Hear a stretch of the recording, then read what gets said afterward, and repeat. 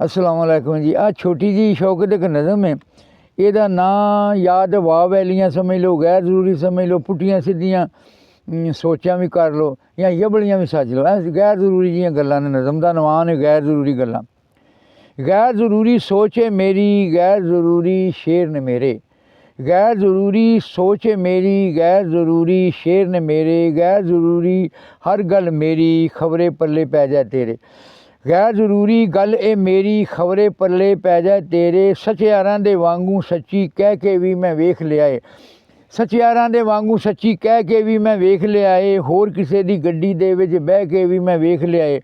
Car पराई दे विच पिछली seat दे उत्ते बैठा बंदा लगदा है बेभरम जिहा जी।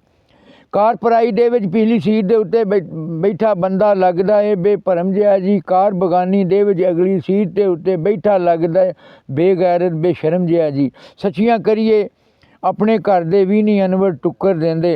रिश्तेदार ते सज्जन बेली सारे भैड़ी अख नाल वेंदे। गैर ज़रूरी सोच मेरी, गैर ज़रूरी शेर ने मेरे। गैर ज़रूरी गल है मेरी, खबरे पल्ले पै जा तेरे।